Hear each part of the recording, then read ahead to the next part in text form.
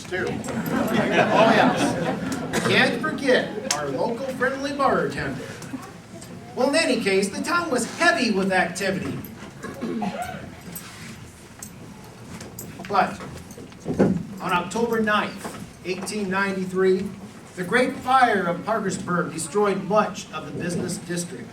The fire burned with such intensity, you could see the light from 25 miles away. At that time, the World's Fair was going on in Chicago, and there's a billboard there displaying the news of the day. And on this sad day, a sign arose saying Parkersburg, Iowa, burns to the ground.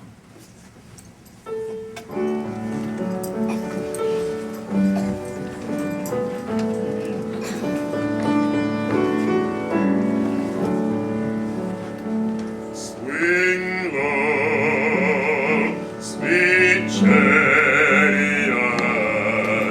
come and body carry me home. Swing low, sweet chariot, come and body carry me home. I looked over Jordan, and what did I see? Coming for to carry me home. A band of angels coming after me. Coming for to carry me home. Swing low, sweet chariot, coming for to carry me home. Swing low, sweet chariot, coming for to carry me home.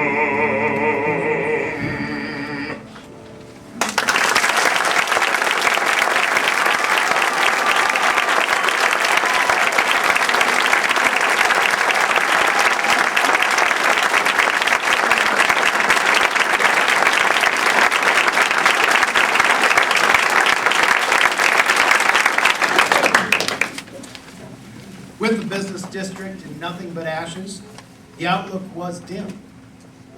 But all it takes is one person to pick themselves up, and the rest will follow. For Parkersburg had become a thriving community, and with neighbor helping neighbor and friend helping friend, they would rise once again. Little did the people of Parkersburg know at the time, this wouldn't be the only struggle that they would have to overcome. They'd have to overcome many worldwide struggles, like the First World War, the Great Depression, the Second World War, the Korean War, and of course the terrors coming out of Iraq. Through the years, Parkersburg would face drought and flood, death and disease, feast and famine, fortune and fame, and of course, the recent tornado. It was a town that would endure 150 years and would shine well into the future.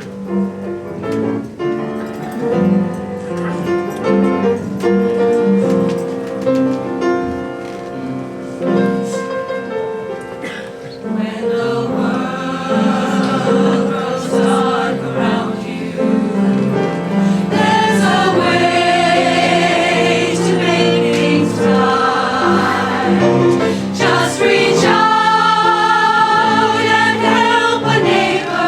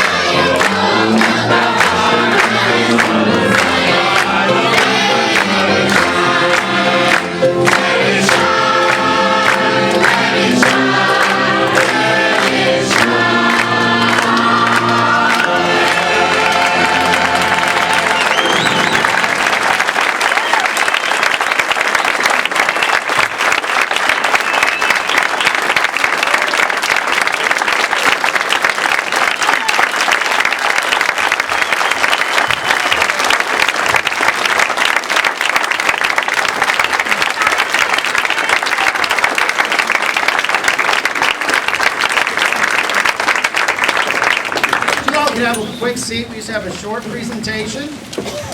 We have some great people here tonight. We want to introduce them in a second, but we want to introduce somebody.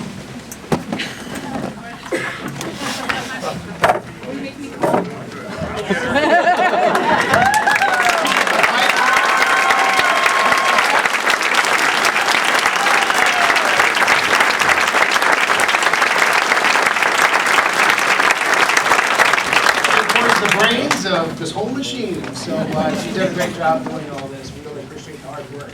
And if we could have everyone who's coming up, we have a presentation. Simon, anyone else?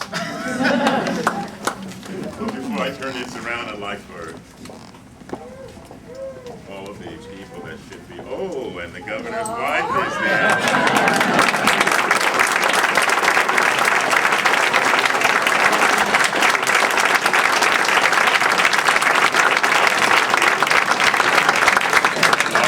This is the governor's wife, Mrs. Culver, and I'd like to also let you know this is Mrs. Hintz, Christine, and Joseph Junta, and myself. Okay, I'm a little bit really taken by what I saw tonight because I haven't laughed so much for a long time. I didn't think I'd be able to sing a note, but it was like a paradox because I was laughing. And when all of you first walked out here, I was so moved because God had spared all of these children's lives and so many of you other adults' lives. And that's all I can think of is that this day wouldn't have been here if God hadn't been here to bless so many of you and so many lives were saved. And some time ago when I came here and the governor's wife was here, we arrived and we saw this terrible devastation of your town. And we were moved that we wanted to do something to try to help. And so I'm sure some of you were here, and I made a commitment that we try to do a concert to help raise some money for all of you.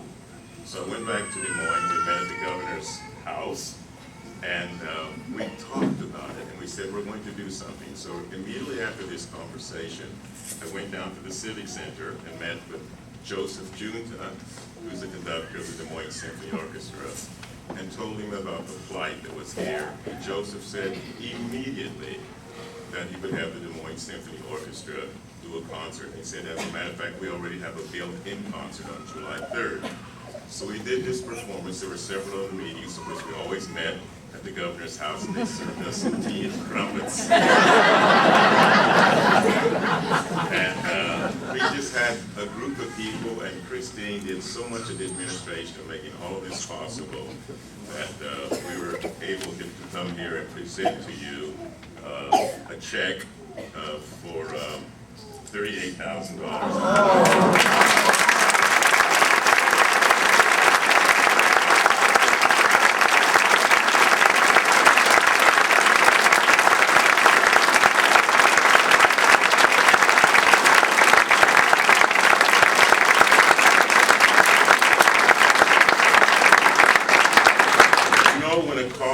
say someone has to have an idea. I had an idea, but the car can't work if it doesn't have a transmission and a motor.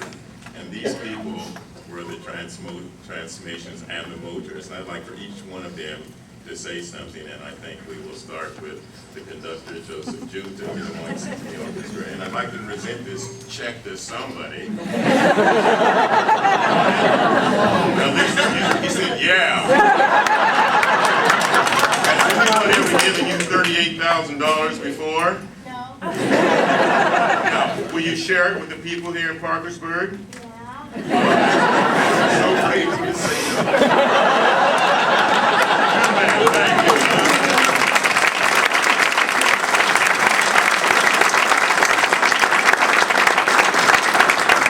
There are certain things that certain people you meet in your life that you cannot say no to. And Simon Estes, my friend, was one of those people. When he came into my office that day and told me about the destruction here, there are certain things in your life that you have to do because it's the right thing. And we knew that Iowans, helping Iowans, is an important part of what makes this state unique.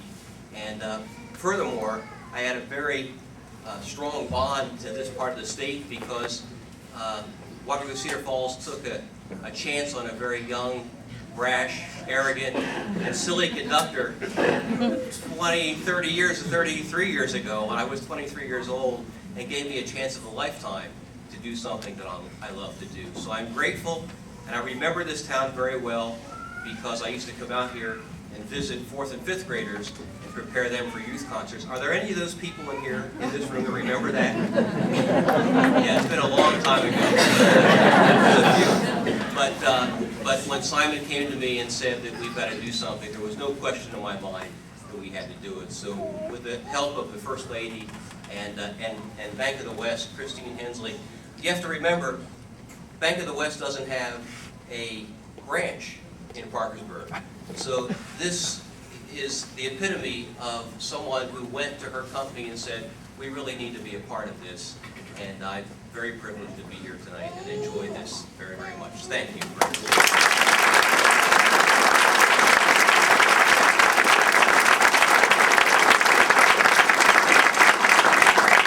Chris. Let me just follow that.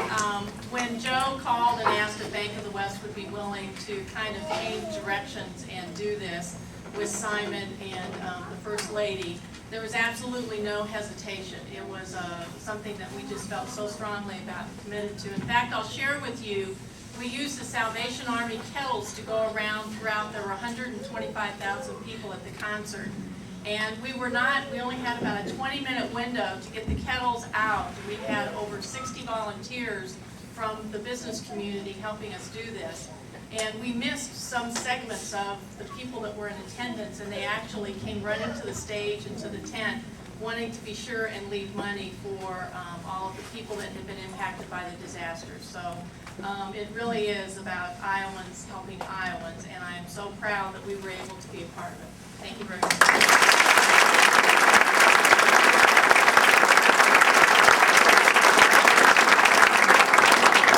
And last but not least, the governor's wife, who really helped make this possible because of all the meetings we had there at the mansion, and Governor Culver. But we'll let our First Lady speak and tell you. Thank you, Simon. Good evening, everyone. First of all, I just wanted to say thank you so much for inviting me to this great performance. It was so enjoyable, and I can tell all the hard work that went into it. And we've got some future Broadway stars here, I think. It really was tremendous and so enjoyable. I was here about a week after the tornado, and so much has changed. And to drive through town now is such a great symbol of hope and perseverance, and a great testament to the people of Parkersburg. And as the song said, for neighbor helping neighbor. The Iowa 2008 Disaster Fund is a group of trying to raise money across the state, not only for people of Parkersburg, but for the victims of the terrible flooding that has really troubled our entire state. But it started here on this stage, and with thanks to Simon. Simon and I were both down here at the very beginning of June. And Simon sang, I don't remember if anyone, I don't know if any of you were here that day at the feeding site, but Simon sang that day, and the idea to help Parkersburg, particularly was Simon's. And he carried through on that idea beautifully with the help of a group of us. So I'm very happy to be here. I'm so pleased to see the construction, what a tremendous sight, the progress, and great symbol of hope. And as the governor said, we can rebuild, we will rebuild better and stronger. And so Parkersburg really is shining a light across the state on the tremendous job that you've done and the goodwill and good neighbors you've all been working so hard and such great progress. So thank you for having me here, and on behalf of the governor, continue to let the light of Parkersburg keep shining.